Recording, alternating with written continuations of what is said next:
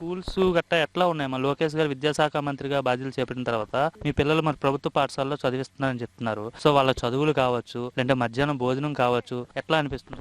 బానే ఉందండి. అన్నీ చెప్పినట్టుగానే ఇస్తున్నారు. సన్నబియ్యంతో భోజనం బాగుంది. కర్రీస్ అన్నీ బాగున్నాయి. మా పిల్లల కోసం వెళ్ళినప్పుడు నేను కూడా 2 టైమ్స్ తిన్నాను. చాలా బాగున్నాయి.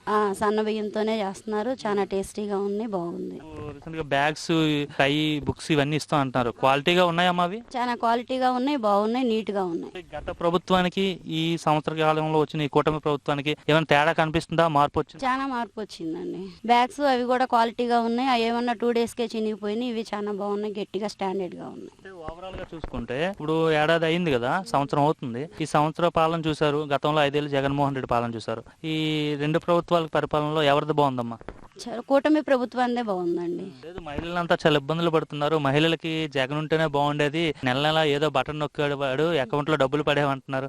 ఒక మహిళగా మీరు చెప్పండి నిజంగా. ఆయన అలా ఇచ్చేవాడు, ఇలా తీసుకునేవాడు అండి. వీళ్ళు ఇస్తున్నారు కానీ ఏమి తీసుకోవట్లా. ఇంకా చాలా బెటర్ గా చేస్తున్నారు. ఎట్లా ఉన్నాయి ఇప్పుడు సూపర్ 6 లో భాగంగా గ్యాస్ ఇస్తామని చెప్పారు, ఇచ్చారమ్మా? మహిళలకు వచ్చాయా? వచ్చినాయండి. ఒక బండ డబ్బులు పడినాయి, రెండో బండ కూడా పడినాయి. లోకేష్ అన్న గురించి అయితే ఆలోచించాల్సిన అవసరమే లేదండి. చెప్పిన వాటికంటే కూడా చాలా బాగా చేస్తున్నాం. మాట ఇచ్చేయడం అంటే నిలబెట్టుకుంటా అన్నాడు, నిలబెట్టుకుంటున్నాడు.